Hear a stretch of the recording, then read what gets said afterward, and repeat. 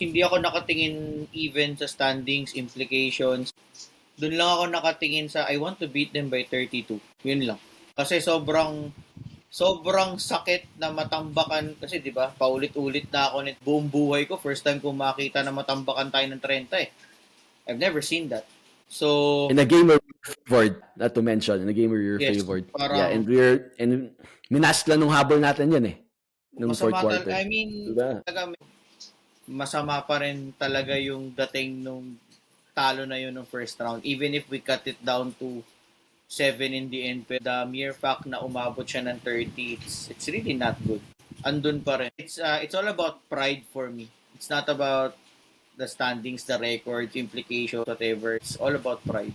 I hope there's that part of the team na it will help them be more motivated more than the final four spot, more than to remove all those other scenarios that we've talked about.